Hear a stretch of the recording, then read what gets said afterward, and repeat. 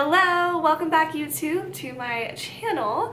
If you're new here, I have a kind of like a teacher lifestyle channel. I do anything that's like teacher related plus anything that I'm kind of interested in my life. I feel like teachers a lot of times have things in common, and I feel like if it's something that I like, it's probably something that you guys would like too. I do daily vlog on my channel every day, and if you would like to go back and catch up on my old vlogs, there is playlists that will be somewhere on my channel. And then I've also done Vlogmas every day for the month of December, and I plan to keep going if I can, so make sure you check out those vlogs as well. My daily vlogs kind of show just like a glimpse of my life, and when I'm in school it is my life as a teacher, and when I'm not in school it's more of just like my life outside of school, I guess you could say. So today's video is going to be all about how I kind of plan and go about doing my math block. I have a spot on my hand, which if you see that, it is because I just colored my hair and I got hair color all over my, actually all over everywhere, but this is like the only spot I could not get off, so side note. Anyway, I'm going to be showing you kind of how I plan out my math block and how I just kind of do all that. So if you're curious, I teach second grade, and I teach we don't do like departmentalized or anything. I just have my students. So in my class, I have 27 students, and I feel like my math this year has been the most successful with all my students. When we took our benchmarks for the district, I had every student except for one score meeting or exceeding standard on the benchmark, which is absolutely insane, incredible, and I feel like that's a lot to do with the way that we've done our math this year.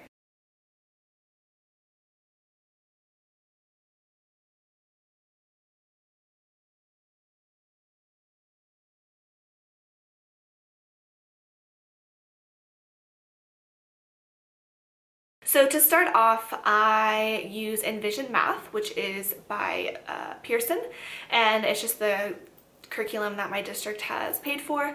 At my old school, we used, what was that called?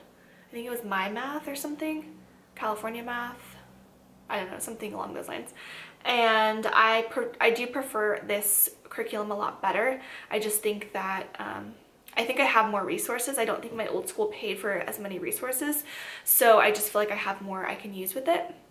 So I do my math block in total small group. It's very rare that I do my math in a whole group setting, at least the lesson anyway, just because I've found that the small group setting is so much better for my students than doing whole group, which I did a lot last year. So I started doing small group towards the end of the year last year, and I was like, oh my goodness gracious, like I am never going back. This is amazing. This is what I need to do. So I do 3 rotations, and I bought the rotation board set from Michelle at Pocket Full of Primary, and I believe that has also saved our small groups. It is an automatic rotating board, and it's got everything on there, and now my kids are very trained to know where they're supposed to be, you know, to check the time, and then they can run the centers themselves. I remember I had a sub come in my classroom last year, and I was out for just an hour-long meeting or something, and I got back in and she was like, I'm blown away. Your class, they ran all those centers by themselves. I didn't even have to be there. They were able to do everything on their own because of those rotation boards. So I'm gonna have those linked down below, but they're just from Pocket Full of Primary's TPT shop. I believe I'm not even gonna tell you how much it was because I couldn't even tell you. I want to say $5, but that could be 100% wrong because I want to say I got it on a sale day or something. I don't know. Anyway, so I do 3 rotations, and I meet with, so I have 3 rotations and 3 groups.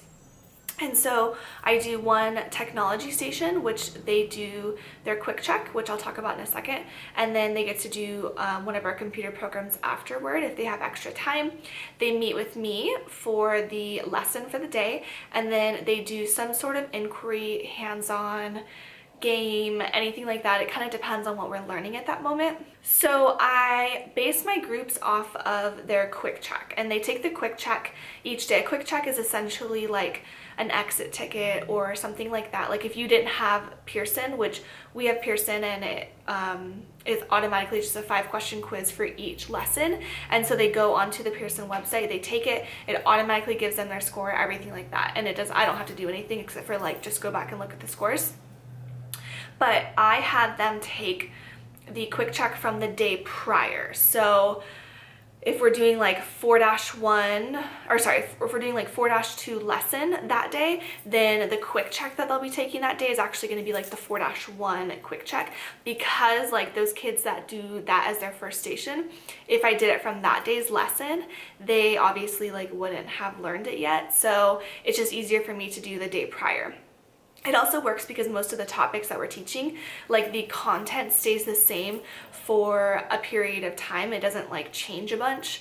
Very rarely does it change like an entire like skill from one day to the next. And so what I do is I go on there and I'll check and see how the students did. And then I form my groups based off of that. So I will say like most of my students kind of stay in the same groupings. There's on occasion where a kid just like didn't get that lesson and like it just kind of went over their head, and then they may end up in like my lower group the next day. But for the most part, I feel like most kids are staying kind of where they always are. I always have like the same students who always end up like in my lower group because they need those, you know, manipulatives to do it and anything like that. So for the most part, I feel like a lot of the kids are staying, but I do check the quick checks and then base my groups off of those. So they will change based off of like if a kid just didn't get it or something. Now, if I notice that a lot of students aren't getting it, then I will not push to the next lesson the next day. So that was one thing this year that I've like really tried to focus on, is just like taking my time. Like if I have to take 2 days per lesson for an entire topic, like that's what I'm gonna do, because I don't want to leave the kids behind. So we just finished the lesson, or the topic that was mental addition. Last year, I can tell you, I went way too quick. I didn't really like focus on my kids knowing it mentally. I would just like let them do it however they wanted. And it's basically just adding double-digit and double-digit numbers and then being able to do it in your head. And I can like confidently say that this year, probably 75, probably 80% of my kids can do the double-digit mentally in their head and do it correctly and do it quickly, which is such a success in my book. So anyway, so I've taken a really long time to just do things this year. I just feel like it's benefited my kids a lot. I do know that like sometimes tests, you know, bigger tests come up, and I just make sure that I do hit the skills before like benchmarks or anything like that. But I've truly tried to just take my time in everything that I do, and that's like my one big piece of advice for you for teaching math, is like so much of it builds upon each other. And so if you're leaving kids behind, and I mean there's some kids that I feel like it doesn't matter what you do, they may not ever get it, but one day it will click. And so, but there's certain kids that like I would have probably left behind if I hadn't like taken it slower. So if that makes any sense. I also feel like with the small groups, I'm able to really pinpoint areas that I'm like, oh my gosh, like you don't know this, and it's such a like easy skill or something that I had no idea, and I wouldn't have caught that in a whole group setting, but it's something I catch really quickly in the small group setting. I would also say like I had to, for a meeting the other day, like organize all my kids into kind of a high, medium, low group, and which is similar to what I do in my own class, but I had to do it for like data and stuff like that. And I could easily say like, oh, this kid struggles, you know, where each kid goes, because I know my kids so well this year when it comes to math. Like I know the exact areas of where every kid struggles and the exact areas of where I need to help them, because I spend so much time in, not necessarily one-on-one, but like in a very small setting with them in math. So like I said, I have the 3 rotations, and one is going to be taking the quick check from the day before. If they have any questions wrong, they actually have to fix the questions. The computer doesn't tell them it tells them which questions they are wrong. It tells them which questions they got wrong, but it does not tell them the right answer.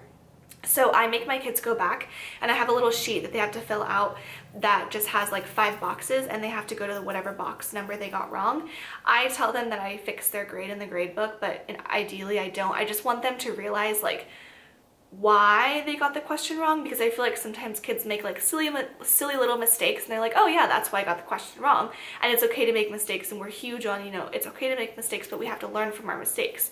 So with doing that, I feel like they are held more accountable for their test scores, and they have to go back and figure out, you know, why did I get that problem wrong, and what can I do to get it correct? And did I just not know that problem because I have no idea how to do it, or do I not know that problem just because I made a silly mistake, or I read something wrong, or something along those lines? The other group is going to be the lesson with me, and since I have kind of a high, medium, low range of groups, my high group, I can almost always like really quickly, 2 minutes, tell them how to do it, and they're like, okay, cool, we got this, and I hand them the paper and they can like run with it.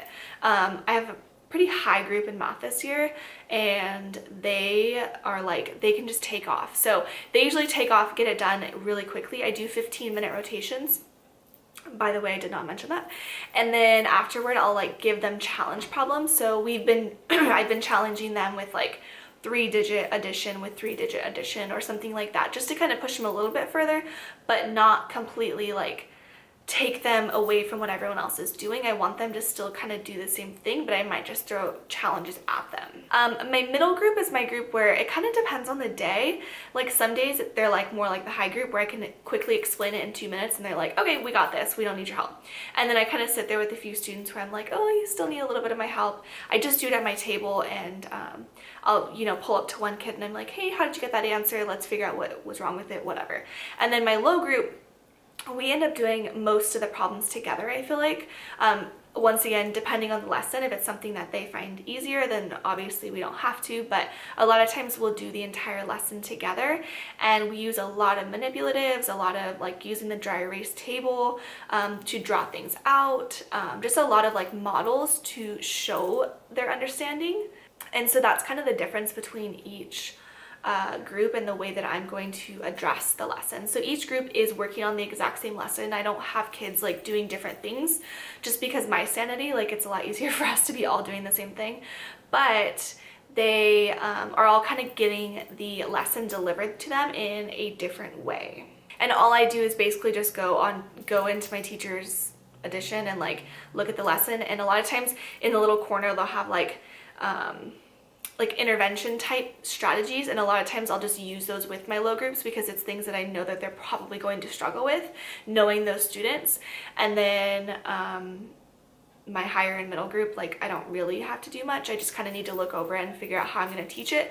I do think that I probably, even if I had done all this stuff last year, I just don't think I would have been as successful with it, seeing as it was my first year teaching that curriculum and everything like that. I think once you kind of know a curriculum and know where the kids are going to struggle, you're able to teach it in the ways that you know they won't struggle as much, if that makes sense. So lastly is my hands-on inquiry station, and this station like changes all the time. A lot of times each group is working on something completely different. Sometimes my high group is doing, actually a lot of the times they're doing more performance task style questions, so taking like the skill that we're working on and using it in a real world context. And they may work on those questions with a partner like for the entire week, and I just get those offline. I like Google second grade performance tasks just to kind of get them ready for third grade and when they're gonna have to start state testing. My other groups will do more of like game type things. So the curriculum that we use does have games. I don't always love them. A lot of times they'll have like a ton of pieces that have to be involved, and like I just don't have time for that, nor do I have time to like teach my kids that every day. So we will a lot of times play the same game throughout one whole week, just because it saves my sanity in terms of having to teach them a new game, and it's easier for them to kind of just get used to it. The max I'll do is like maybe 2 games a week, and then a lot of times we'll revisit those games for review days or anything like that. I also sometimes do scoots, so I'll post the scoots around the room and let them just kind of walk around and answer the questions. It kind of just depends on the skill that we're working on, but a lot of times I am targeting skills that I feel like maybe they're still lacking in and they need. So for example, like my lower group, I do notice they still struggle a lot with like place value stuff, and so I give them different place value activities that I know will kind of help them to improve those skills for the other side of what we're using it for, which is double-digit addition. That made no sense, but I think you get what I mean. So other than that, the only things that I do, I guess maybe like differently than other people, I don't know, is I do have my students take the chapter test in the beginning, which is online, and they take the chapter test and we do it as a pre-test, and I tell the students like that lets me know where you're struggling, and always kind of, or it also kind of lets me know a little bit of a gauge as to where each student's going to be, because I have some students who did like really well in the array chapter, and then other students who, or that same student though, really struggles with like the addition. So maybe in the array chapter they were in that high group, but in the addition chapter they were in the low group. So that kind of helps me to gauge where they're going to be for that chapter. Like I have some kids who take the pretest and they're getting 100% on the pretest, and that obviously lets me know for the most part they're going to be in that high math group every single day for that entire chapter, because they already know how to do everything that's in this chapter. So then they'll take the exact same test at the end as just like the post test, and we can see like how much they improved, and it's pretty cool to see that, and the kids enjoy seeing that as well. So I think that that's pretty much it. I think I covered like all my bases. Small groups, no rushing. I use my data to kind of guide my instruction, and that's pretty much it. So if you have any other questions on how I do math or how I do anything to do with like math stuff, then just leave me a comment down below or message me or something like that, and I can answer those questions. I hope that I answered pretty much everything in this video though, so I hope I didn't leave anything out. If you enjoyed this video, go ahead and give it a thumbs up. And if you haven't caught up on my Vlogmas videos, go ahead and catch up with those as well. And I will catch you guys in my next video. Bye!